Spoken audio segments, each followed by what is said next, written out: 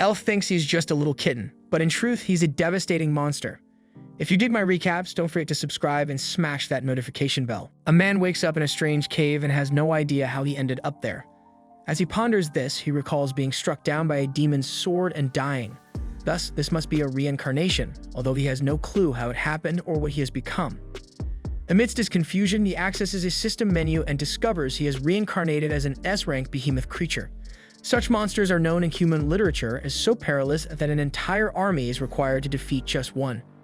Considering that in his past life he was a warrior who swore his sword in the name of humanity's protection, the man feels a tremendous internal conflict. Nevertheless, as he approaches a lake in the cave, the behemoth looks at his reflection in the water and sees only a small kitten. At this, he lets out a scream that could be heard throughout the city. The next morning, as the sun rises on the horizon, an elf enthusiastically opens the window of her room, changes clothes to go out, but not before grabbing her two swords. Back in the cave, the kitten cannot believe that from a noble knight fighting for humanity, he has become a pet. However, he feels he might be thankful for having been granted a second life. Later, he encounters a slime, a typical E-rank creature. Being a cat, he worries the creature might try to eat him, so he accesses his menu in search of a useful skill in this moment of danger. Among a few options, he chooses Stone Howl and hits the wandering jelly squarely. Afterwards, his stomach growls, making the feline realize he hasn't eaten anything since coming back to life. Starving, he approaches the defeated slime, sniffs it for a moment, and takes a bite. To his surprise, the taste is much better than expected, and that's not all. Besides feeding, the cat discovers he is capable of stealing the skills of his prey. Amidst this, the feline's personal storage manifests and absorbs the slime's carcass, giving him the chance to save the rest of the monster for later. Meanwhile, the elf takes a boat and crosses a river to the entrance of an arena resembling the Colosseum. At the door, two guards block her path, but she shows a golden necklace that grants her entry. Returning to the kitten, he has just defeated a B-rank wyvern and steals his flying ability. Next, he encounters a C+ rank minotaur and also finishes it off, securing the skills Fireball and Ice Lance. Afterwards, he easily defeats a B-rank golem and inexplicably consumes the stone and awakens the iron body skill. Following this, his victim is a venomous snake of C rank, which gives him the Poison Fang technique. In the meantime, the elf advances until she reaches a spot where she places a magic stone that sustains the corridor's illumination. Speaking of illumination, the kitten soon finds a treasure chest shining in front of him, something he had never encountered in his entire life as a knight.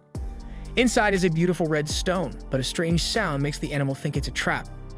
However, it turns out to be a teleportation crystal, which suddenly transports him elsewhere. The feline spends a few seconds not knowing where he is until a tremor occurs and he realizes he's on the back of an S-rank earth dragon. With a feminine voice, the creature sentences the cat to death for interrupting her rest, then attacks the small one with her tail. Undeterred, the cat escapes death and retaliates with Stone Howl. Obviously, the projectile hardly tickles the dragoness, but it bounces off the monster scale and knocks down some larger stones that nearly cause a collapse. Then, before being crushed by the dragoness, the cat activates his iron body and protects himself from a blow, but the force is so great that it cracks the shield and hits the user, leaving him close to death with severe bleeding.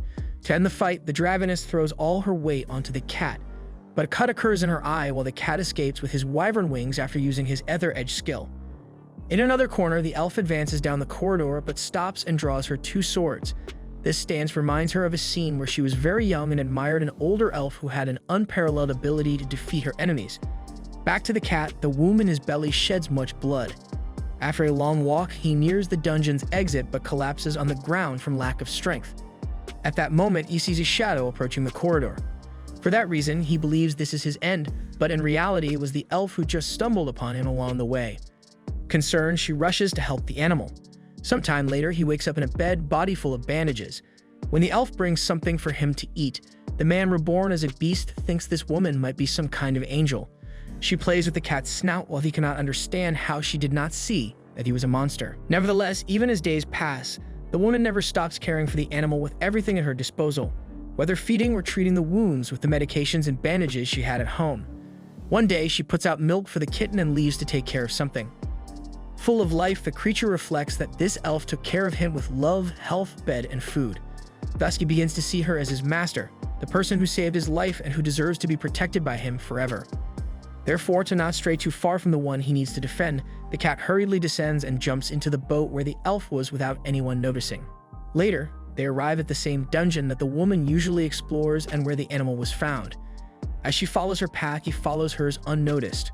After all, he fears her being in a dangerous situation and having no one to turn to, especially being a woman alone in this cruel place.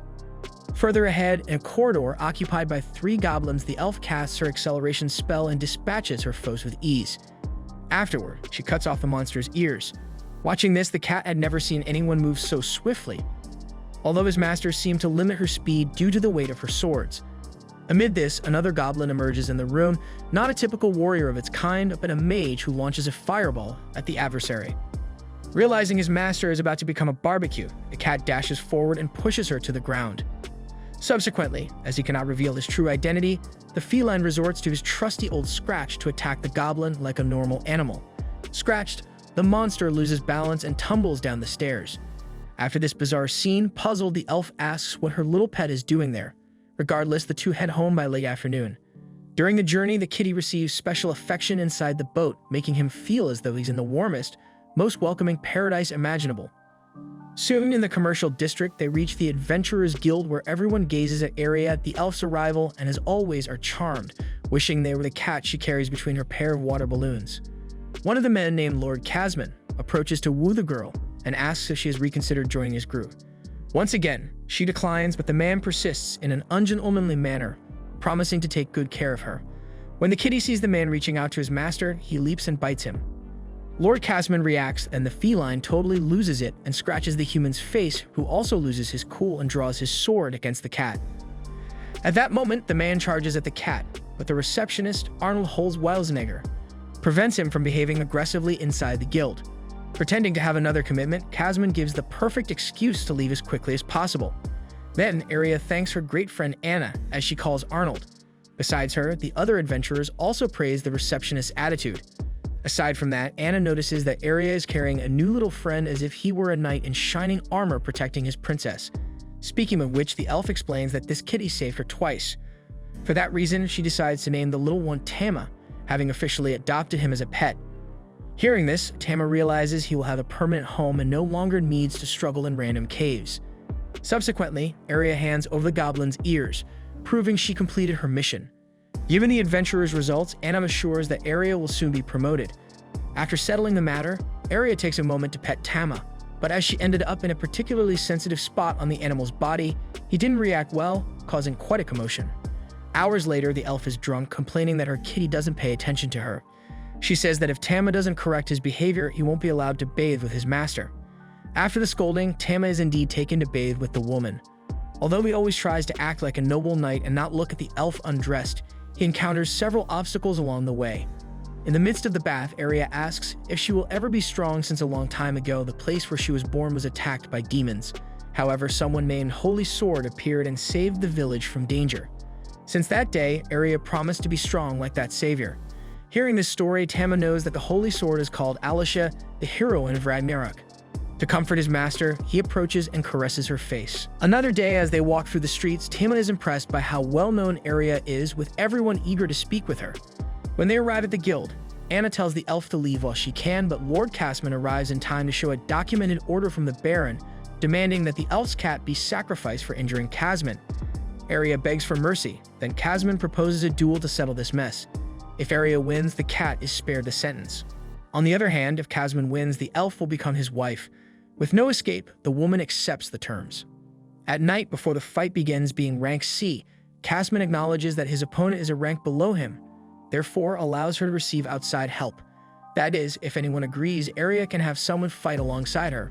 Initially, no one volunteers to help the elf until Tama shows up ready to save his master once again. Casman finds it amusing, but Anna reminds Aria that this kitty truly is a knight in shining armor. When the fight starts, Tama knows that knocking down this opponent without using his abilities is nearly impossible, but he must find a way. Aria activates her acceleration, but Casman dodges and kicks her rib with force. The elf retaliates with kunai, but the man protects himself with his durable cape.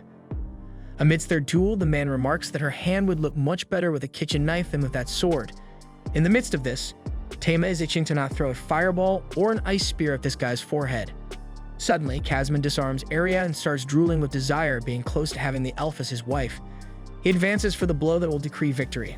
However, Tama blocks the sword with iron body. Then, with other howl, the cat makes the human fly away. To worsen Kazman's situation, he is struck by a stray sword right in the groin. Finally, despite the victory, now Tama must deal with the repercussions of his actions, as everyone will know he is a behemoth. Imagining that he will certainly be killed, the kitty doesn't mind, as the greatest honor for a knight is to protect his master, and this he did masterfully. However, everyone around celebrates the possibility of Tama being an elemental cat, while Anna declares Arya the victor. The next day, Tama reflects that this is really happening. He is an S-rank behemoth but was mistaken and is living as a pet cat of an elf. The next day, the kitten wakes up on his favorite pillow and snuggles up to his owner's face, but he doesn't stop there. As the elf herself asks for a little more affection, he feels encouraged to give her pointy ear a gentle lick, which elicits a strange moan from her. Startled by what happened, Tama jumps off the bed and looks back at Arya, who looks incredibly thrilled and animated as she asks the cat for more gentle nuzzles. Later, they head to Vulcan Ferreira, where they're warmly welcomed by the feline. Tama notices her tiger ears and is utterly astonished, while Vulcan approaches the kitten after having heard so much about him. Then, Arya formally introduces her pet. The blacksmith asks to hold him for a bit, so the elf places the creature where she always carries him, but this time on top of her friend. As they do, both women are charmed by the kitten's adorable antics, who thinks he must be dreaming as there's no rational explanation for everything he's experiencing. Then Vulcan asks what she can do for her partner, reminding her that she's still working on the weapon she left there. Arya explains that she needs extra durable armor for Tama, and since Vulcan loves making gear for creatures, she accepts the challenge immediately. She takes the animal's measurements to calculate the correct size. Since Tama is still growing, she plans to include adjustable magic in the garment. While the blacksmith works, Arya asks if her kitten would like to join her on an adventure. Tama promises to protect his master as his knightly vows demand. All night, Vulcan works on the animal's armor until it's ready. When Tama wears it the next day, Arya is enchanted by the cuteness of the creature, while the cat is amazed that the blacksmith managed to construct all this gear in just one day. Vulcan shares that the real problem has been Arya's swords, as she can't make them lighter at all, and they're likely to break at any moment. Arya laments this, as the blacksmith had reforged these weapons so many times before, but the elf still struggles to wield both as she'd like. Considering this, Vulcan suggests forming a temporary group, as watching Arya use the sword in combat would allow her to analyze the problem more closely and find a solution.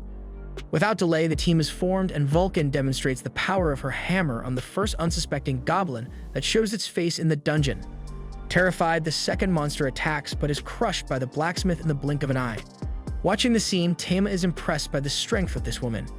Indeed, he had always heard of the extraordinary strength of the tiger people, but seeing it live is another story. Amidst this, a third goblin emerges and casts a fire spell on the Catwoman, but she easily resists and retaliates with enchanted flames, a fiery fist she uses to pierce the monster and eliminate it outright. Arya asks what that ability is, and Vulcan explains that it's an enchanted skill she derived from her knowledge of the forge, allowing her to wrap different elements around her armor. Then an orc appears down the dungeon corridor, and Vulcan says it's time for Arya to shine. The elf trembles and confesses she doesn't feel ready for this, but still gathers the courage necessary to draw her swords and go into battle. She lunges with her acceleration skill and strikes, but the orc blocks and counterattacks. Trembling for his master, Tama intervenes with his iron body and makes the monster break its axe on his magical shield. With the path clear, Arya attacks again and ends the battle, but she seems sad. Realizing this, Tama imagines his owner isn't feeling so victorious. Vulcan approaches and, after observing the fight, mentions that the long swords have thrown Arya off balance, hindering her movements. With this, the elf begs to know more, as she wants to become stronger. In this case, her friend mentions that the next floor of this dungeon has the perfect monster for that. Upon reaching it and seeing that the Catwoman was talking about the Ropers, D-level weak monsters, Arya can't hide her frustration. At the same time, Tama is concerned these creatures might ensnare his master with their tentacles in an unwanted way. Against this creature, Vulcan states that Arya will have no choice but to pay attention to her own movements, which will help her develop this skill. Thus defined, Arya rushes the first roper with acceleration, but is forced to retreat when the monster reacts with its tentacles. Watching the fight, Tama realizes his master won't be able to get close with her usual movements. Then Arya takes a hit and sees her right-hand sword knocked down. Nonetheless, she doesn't give up and continues the fight with her last weapon. In fact, she's moving much faster now, as with one less sword, the weight is significantly reduced. From this moment, the elf balances the fight and manages to attack the roper, while more efficiently dodging its tentacles. However, at one point in the battle, the monster breaks the blade of the opponent, leaving her unarmed. Then Vulcan throws a dagger and the broken blade to her friend, who wastes no time and drives both weapons into the creature, finally defeating it. Then the elf turns to the second target and charges at it with acceleration, moving even faster than before with just one sword. Seeing the roper's attack slow, Aria realizes she's found the reason for her difficulty. As she quickly approaches the enemy, she delivers several stabs and cuts off some of its tentacles, but the holes created expel a substance that nearly completely covers her. Visibly upset, Aria declares that such actions are reserved for Tama alone and charges at the roper with triple of fury. This time, she doesn't just cut all the tentacles of the creature, but also splits its body in half. Having done this, the elf names this new move Wind Blade. After the master's victory, Tama runs toward her, delighted that she had developed a skill so quickly, especially once she used equipment that truly made sense for her style. And speaking of which, since the roper's corpse was lying around, the kitten sees an opportunity to steal its abilities, so he bites the monster. At first, Tama tastes the terribly bitter flavor of that wretched creature, but at least he acquires the abilities to summon tentacles, infinite mucus spray, and crossbreeding. In the midst of this, Aria is still stabbing the monster's corpse, still angry that it did something that only Tama is allowed to do. After the battle, Aria mentions that she adopted 2 long swords in honor of the Sword Saint, but she really doesn't get along well with them. On the other hand, these short weapons fit perfectly with her style. Agreeing with the master, Tama gently strokes her face. According to Vulcan, Aria is now able to delve even deeper into this dungeon. But before she does, the blacksmith suggests the group take a break. For this, the blacksmith leads the group to a safe spot inside the cave, kept monster-free thanks to the Philosopher's Stone. Upon seeing this magical stone, Aria is thrown back to the memory of her village being attacked, but she sets that aside to clean up after the ordeal with the roper. Since there was water in that part of the dungeon, the elf takes the opportunity to have a good bath and removes her armor. Seeing this, Tama turns away immediately, for a knight must never let his passions govern his mind. By the way, the master calls her pet to bathe with her, and he ends up entering the water with the 2 women. Aria asks Vulcan about her main group's status. The blacksmith confesses that they have split up, as some have changed priorities and others have gotten pregnant. Speaking of which, the blacksmith tells her friend to keep an eye out because elemental cats can crossbreed with other creatures. And speaking of which, Tama immediately remembers that he acquired the crossbreeding ability earlier, and that had nothing to do with soccer. Vulcan adds that when Tama grows and becomes frisky, no one will be able to hold him back, and he might even steal a moment with Aria herself. Tama promises silently that he would never do that, although the elf thinks it's a wonderful idea. She asks her kitten to grow up as fast as possible so she can have a meow out with him before everyone else. Finally, the group continues their journey and encounters a C+ rank minotaur along the way. The elf is scared because of the high level of the monster, but Vulcan assures her that she will be watching the fight if necessary and that this will be her friend's final test. With that, Aria accepts the challenge and charges at the minotaur. Confident, she uses the Wind Blade, but the effect is far from expected as it barely injures the enemy. Seeing that the situation is worse than expected, Vulcan intervenes with her hammer, but the bull defends itself with its shield. Then Aria attacks several times with her new ability. Although not strong against the opponent, it wasn't fast enough to catch her. On the 3rd attack, the elf manages to hit the minotaur's eyes, causing it to hit its club against the wall and cause a collapse on Vulcan. To prevent a tragedy, Tama uses the Ether Howl to scatter the rocks and save his ally. After that, Aria advances again and pierces the minotaur's chest, ending the duel. Having done that, the woman can hardly believe she defeated a C+ rank monster. In turn, Vulcan surrenders to the power of the male cat that saved her so heroically.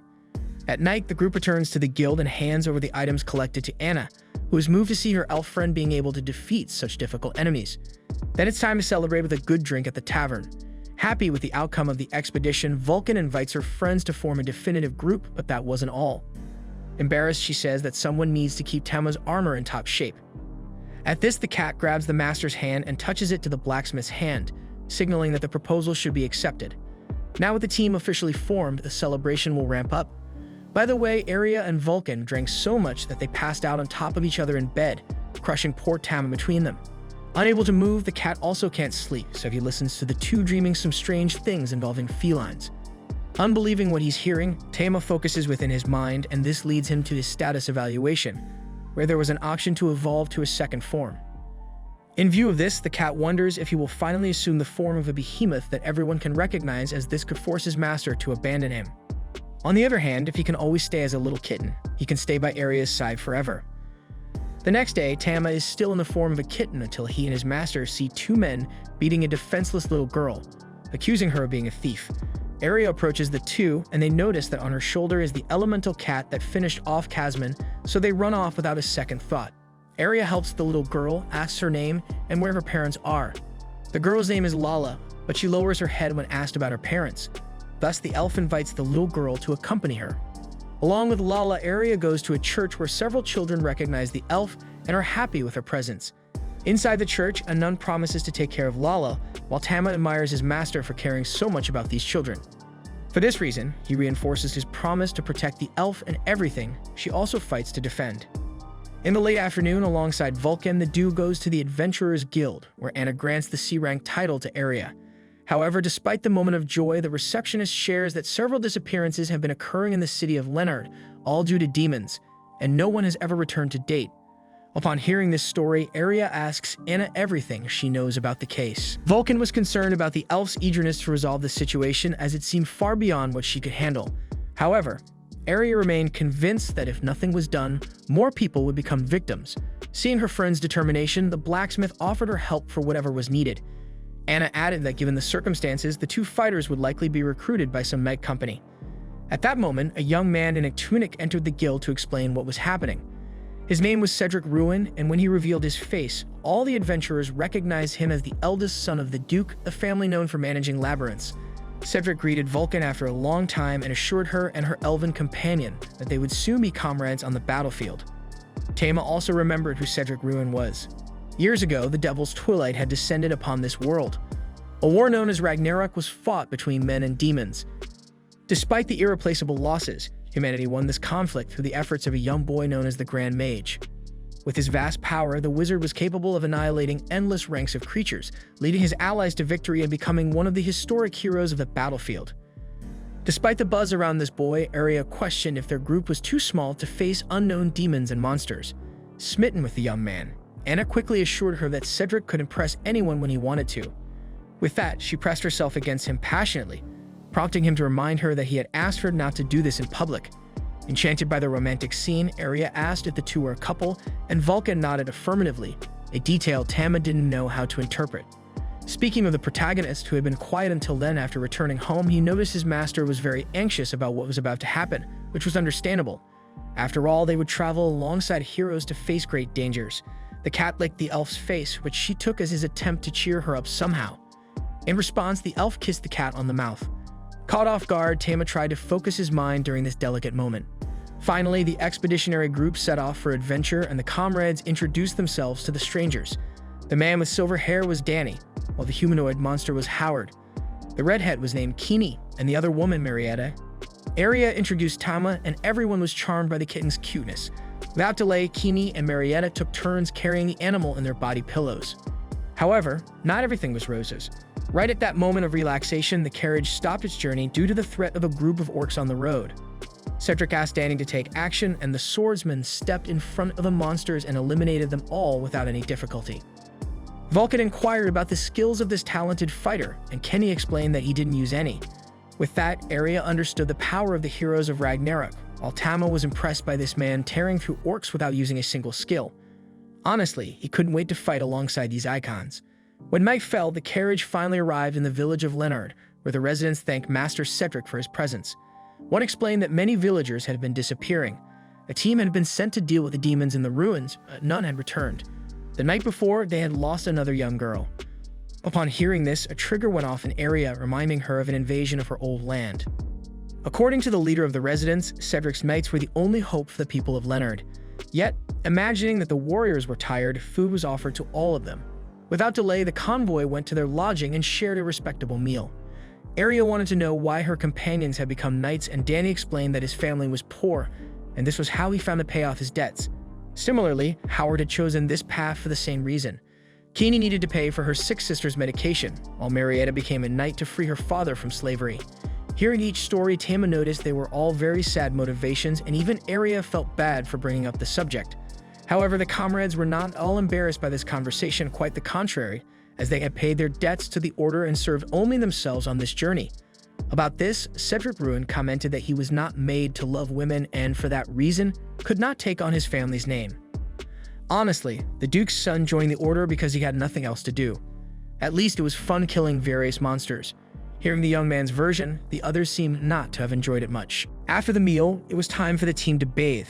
While the girls took their bath, the boys heard some strange noises from them, and curiosity hit so hard that they decided to peek. However, as soon as they approached the women's bath, Tama was there to protect the maiden's decency and expel the intruders, with the other roar sending Danny and Howard back to where they came from. Seeing his companions return, Cedric tried to understand this fire they had for these things, but the truth was that he simply couldn't. After the bath, the adventurers continued their journey into the depths of the Leonard Labyrinth, where a creature observed the enemy movement within its territory. According to him, as much as they saw themselves as a group of exterminators, these people were nothing more than food served on a platter.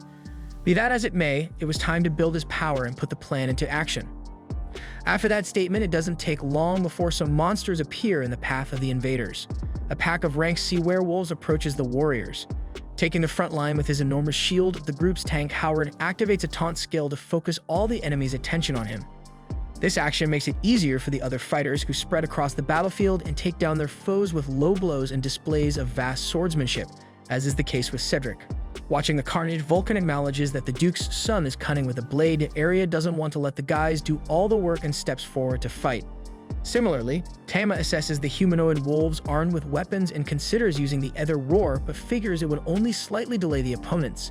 Instead, he decides to improvise with the Water Roar, which pierces the torso of one of the werewolves. After that, he repeats the move and kills 2 more foes, leaving all allies agape at this unlikely show of strength from the little creature. Meanwhile, the monster accompanying the adventurers can't understand how his wolves were killed so easily, especially by that cat, which seems to be an elemental beast.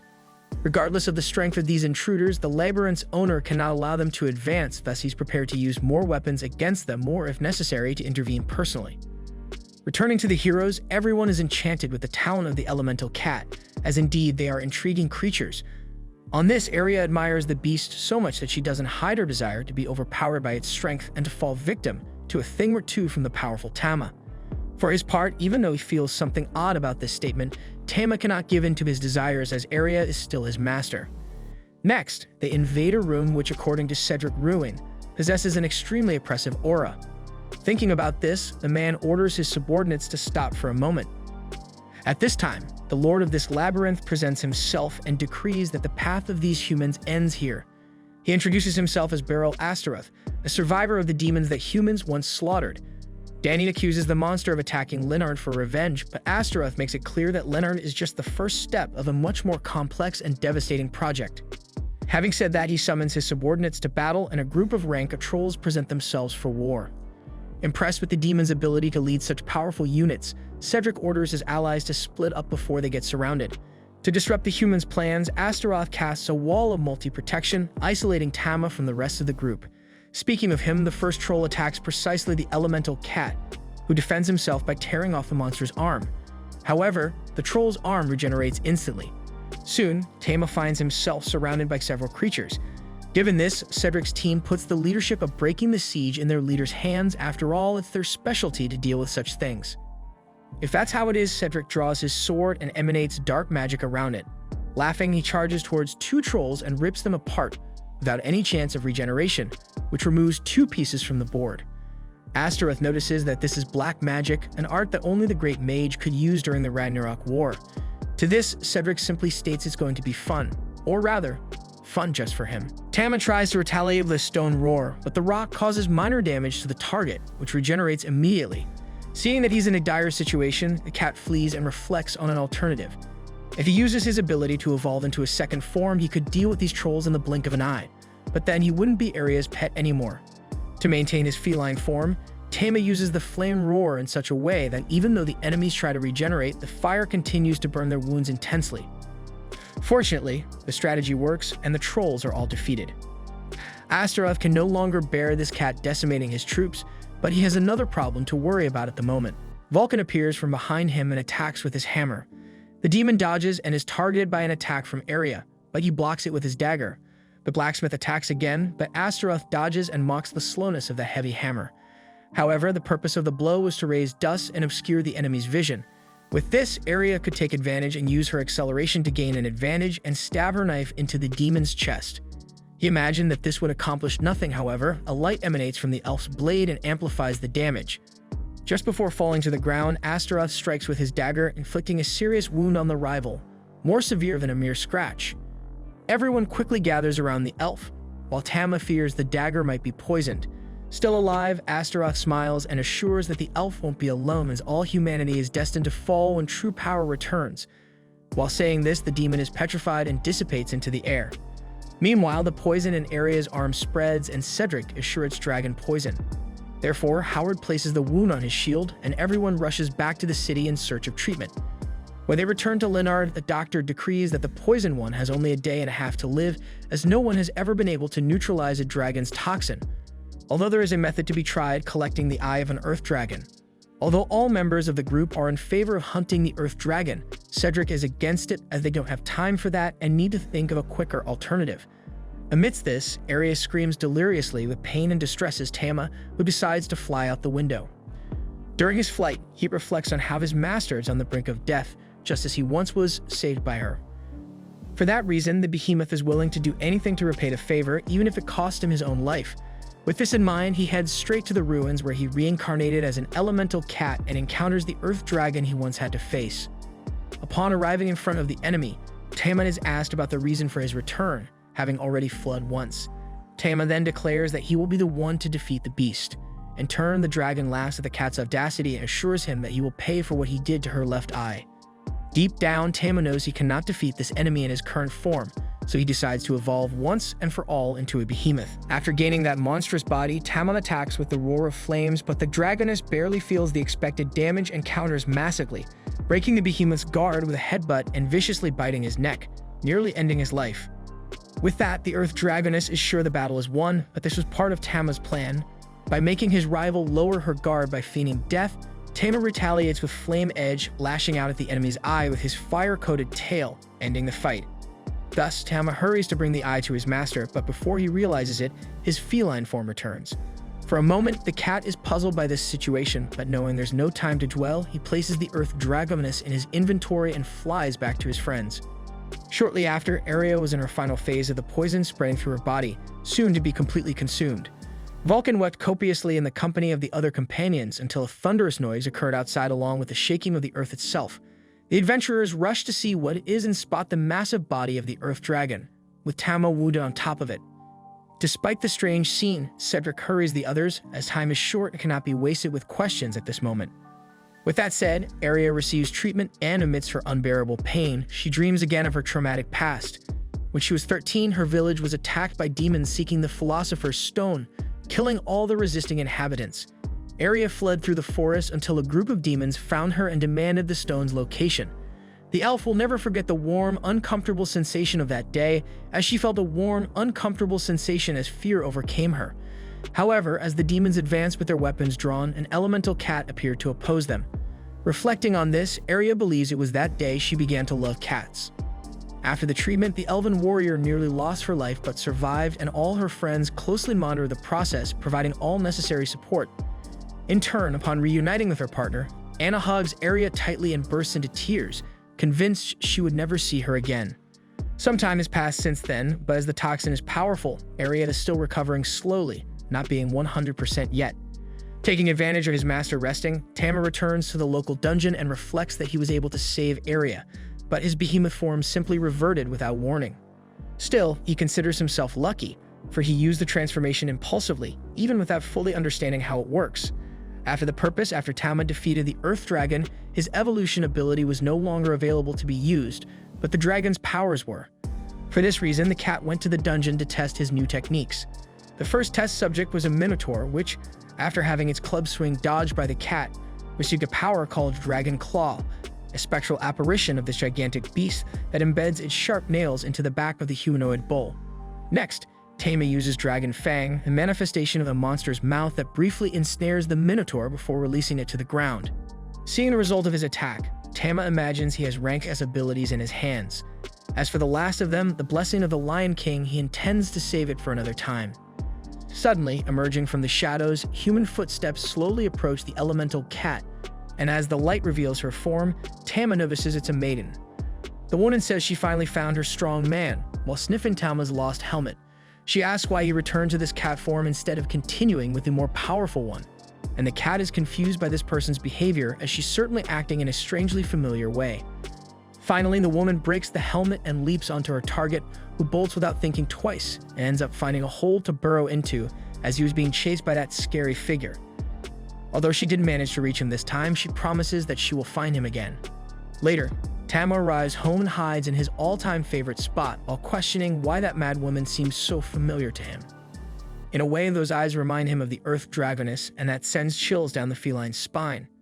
The next day, Aria dresses her pet in an ideal outfit for a wonderful picnic in the park. When they arrive at the beautiful seaside field, after collecting fresh raspberries along the way, everything proceeds smoothly until Aria broaches the subject of her recovery. She had heard that when the body of the Earth Dragon was found, Tama was beside it, as wounded as it. For a moment, this makes the elf think it was her kitty that defeated the creature, but she laughs and doesn't mention it. Instead, she lies down on the grass and laments always having to be saved by someone, whether by Vulcan, by Cedric's group, or by anyone else. Talking about the attack on her homeland, Aria recalls that the demons had attacked that elemental cat, but when the little elf realized it, it was the Sword Saint who had killed that trio. Incidentally, without anyone else's help, that imposing figure was responsible for eliminating the entire invasion and restoring peace to the glowing village. Since that day, Aria has kept in her mind that she would also become a warrior, and when she reached a certain age, she bid farewell to her mother to leave home and start her journey. Aria swore she would be a powerful warrior capable of protecting the weak. However, that's not what has been happening. While highlighting this detail, the elf threatens to cry, so Tama sympathizes and rubs against his master's arm. Knowing her kitty so well, the woman imagines he's trying to cheer her up, saying it was her who defeated the demon Beryl Astaroth. Deep down, she understands that perhaps she is not the best at recognizing her own achievements.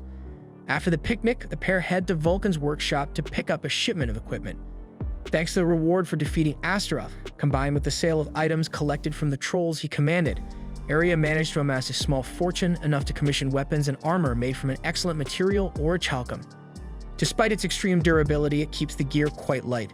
So when she dons her new, well-crafted, modest armor, Aria feels the lightness of the material mixed with Tamahavane steel, providing extra protection. Later, the trio travels by boat to the dungeon. Mid-journey, Tama buffs the group with the blessing of the Lion King, granting resistance to fire and ice, and making their bodies lighter.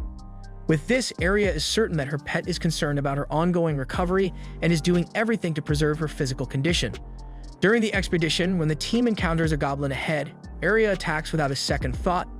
Even without using her acceleration technique, her speed is so high that the monster can't keep up, losing its head before it realizes what's happening. After accomplishing this, the attacker celebrates the quality of her new equipment made by her blacksmith friend, as well as Tama's buff. However, malevolent laughter is heard once again. It's the mad damsel who chased Tama the day before. According to her, it's her and Tama's destiny to be together. Aria asks if she's an adventurer from Ruin, but Vulcan thinks her attire isn't appropriate for that. The mysterious woman replies that she was born from the shadows and knows neither a name nor Ruin, leading Vulcan to suspect she's suffering from amnesia. Thirsty, and with her tongue hanging out, the mad damsel seems very eager for the strong cat to impregnate her and is unafraid to make that clear. However, Aria replies that Tama is just a kitten and isn't yet capable of fathering offspring. When Tama retreats to the elf's melons, the pursuer realizes the pet has an owner and becomes frustrated. On the other hand, Aria offers the woman shelter, as she is clearly out of her mind, and being as lost as she is vulnerable to slavers who might capture her at any moment. The crazy lady asks if she can stay with the kitten if she goes with them, and Aria agrees but promises Tama she will never let her harm him. With that said, even though he's apprehensive, Tama recognizes his master's virtue. On the way home, Vulcan asks what the woman would like to be called, but she doesn't care much about the matter and lets them call her whatever they want. Looking at the sky, Aria gets the idea to name her Stella, a word that means beauty in her homeland. Seeing that the elf's kitten responds well to this name, the woman decides to adopt it and starts calling herself Stella. As soon as they get home and go to sleep, Tama hears Stella's voice, telling him to wake up, relieved that she can finally talk to the cat.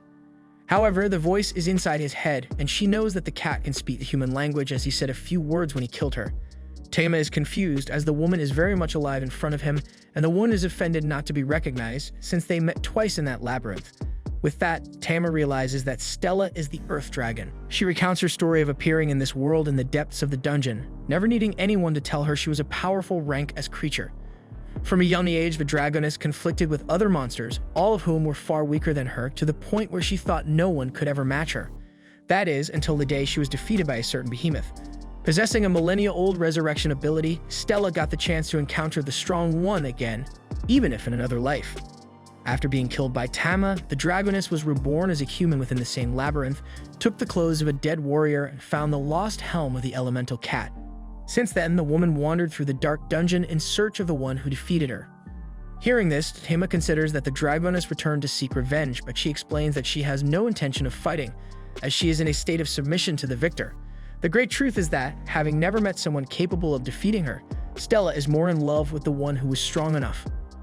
With that said, the woman leaps at the creature in search of his bodily fluid, but Aria catches her pet and shields him, causing Stella to flee like a scared animal. The elf makes it clear that Tama is hers and has no intention of handing him over to anyone, so Stella decides to back off, at least for today. Yet, through telepathy, she wants Tama to remember that she truly loves him. Hearing this, Tama looks at Stella and reflects that she looks human, but is a dragon inside, meaning they brought a real monster home. The next day, Stella is devouring everything in sight at breakfast, asking about each item she's about to pop into her mouth. Telepathically, the Dragoness asks Tama who this area is, sensing something special about her since, although she appears fragile and delicate, she controls a powerful creature like a behemoth. Tama explains that this elf is his savior and master, whom he is sworn to serve. Speaking of which, he asks the woman not to tell Aria that he's a behemoth, as it would drive them apart forever. To the Dragoness, this is music to her ears, so much so that she demands, in exchange for her silence, that Tama mate with her. However, she changes her mind, deciding not to rely on such low blackmail. Instead, she wants to win the feline over on her own merit. After breakfast, Aria takes Stella for a walk down the street to jog the dragon's memory. The elf asks if her new companion recalled anything about her life before they met, to which Stella mentions that she lived in battle. Hearing this, Aria believes the woman might have been an adventurer and wonders if she was surprised to meet the elf, as it brought back old memories. Stella admits she couldn't help being surprised, especially since the blonde has Tama as a pet. Listening to the conversation, the cat understands the Dragoness's position. As for monsters like her, the law of the strongest always applies. In other words, she must imagine that if Aria is Tama's master, then she must be stronger than him. To stimulate her friend's memories, Aria suggests they train on an adventure, and she likes the idea. Thus, they head to Vulcan, and Stella gets herself some armor. Honestly, the girls think she should consider something more robust, but the woman finds that heavy armor restricts movement too much, which she can't stand. Since that's the case, Aria suggests she at least wear a glove, but the Dragoness shows that her fists alone are ideal weapons when she begins a transformation, gaining dragon arms and a tail. With this, her partners discover she's a draconid, a rare type of human with dragon parts on her body. Enthralled, Vulcan rubs the Dragoness's tail as if it were a toy, forcing her to tell her to stop. The blacksmith apologizes, as it's a habit for her to fall for materials of such high quality. Hearing this, Stella confesses she's afraid of what this cat woman might do to produce her weapons. And speaking of which, it's her turn to choose a weapon for herself. Like a kid in a candy store, she heads to the weapon stand and digs around until she finds something worthwhile. By the way, Vulcan asks Aria how she's been doing with the new knives and mentions she can take a look at these weapons before they go. Just then, Stella had just found her ideal equipment for this training, a gigantic iron shield. Seeing that this woman is holding such a behemoth with one hand, everyone's jaws drop, especially Tama's, who thought that given Stella's temperament, she would prefer a sword or an axe, but a shield is something else. Telepathically, Stella confesses she never cared for that type of armament, but being killed by Tama taught her a lesson that we must always take care of our defense. Since the topic came up, the woman wants to know if the fact that he took her life bothers him, but she shares that she is grateful for it, as falling to the behemoth taught Stella what true strength means, along with love, of course. Finally, now it's time to find something to attack, because not even an adventurer lives by defense alone. In a hurry, Stella runs to choose her weapon like a child in a toy store, leaving the shield loose for Vulcan to hold and prevent its fall. Without delay, the Draconid finds a huge sword to try out, and Tama just wants to see where this will go. After the purchases, it's time to head to the dungeon and test Stella's real strength. At least she seems quite confident in her abilities, but still, Aria asks Tama to take care of the new companion. Vulcan announces that they should look for weak monsters to warm up, but Stella had already dashed ahead in search of the first challenge. Up ahead, she encounters a trio of goblins, so Aria and Vulcan tell Stella to stay back while they handle the danger, but instead, the Draconid simply tosses her weapons into the air on impulse, initiates her transformation, and violently tears open the chests of two enemies. Her colleagues stand agape at such power, while the sword and shield end in the ground after descending again. Remembering that her equipment exists, Stella decides to use the sword to finish off the last monster, and she does so without any mercy, in a blow so powerful that it shattered the poor creature. Then, with the blood of her enemies dripping down the blade of her sword, the woman screams that this is so much fun. Watching his companion after the victory, Tama reflects that he could expect no less from an earth dragon, but he truly hopes she doesn't stray along the way. Arya again mentions that there must be something to bring Stella's memories back even more now that she seemed to have fought on instinct. About this, Tama reflects that it was just a resurrection, but Stella really needs support. Speaking of her, the woman is trembling all over with the desire to face something stronger, so her partners think it's time to go down a floor to find bigger challenges. Next, they all go to the second floor, and the dragon faces a pair of orcs with a smile on her face. She tests the robustness of her shield by hitting the monsters hard with blows using this equipment. Watching the scene, Arya thinks that even this floor is too small a challenge for this lady. Because of this, they descend to the third floor where Stella has never been before. Vulcan and Arya try to explain something important to her before starting the training, but Stella ignores the two and leaps forward, waiting for new challengers. With that, she raises her head and notices the presence of a roper. Uncontrollably, the woman feels a huge repulsion for this weird creature, while Tama tells her that they have an extra advantage against female enemies, so Stella should retreat. Without a second thought, Stella vows to end this disgusting creature and lunges at it, but the roper catches her sword with its tentacles and sprays its dubious liquid onto the draconian's body. This sends her into a fury upon realizing what this beast has done to her. Seeing her react instinctively in desperation, Tama summons his own tentacles to protect his friends and restrain the roper. Having done that, he unleashes a water howl that pierces through the monster's body, ending the battle. Telepathically, the cat inquires why Stella lost her composure over such a weak monster, and she believes that her recent fight with Tama himself had destabilized her mind. For his part, Tama understands that he might not be in the best position to say this, since he was responsible for killing Stella, but he reassures her not to be afraid as he will protect her. She must continue training, he says, but now as a human, not a dragon. Moved by these beautiful words, Stella falls even deeper in love with the elemental kitty, but nevertheless, it also serves as a motivation for her to lift her head and take the hint. In the midst of this, Vulcan excitedly comments that their quartet will form a fine team, and Stella learns that this team business is about humans banding together for adventures. After all, alone they would easily fall, but together they draw strength from unity.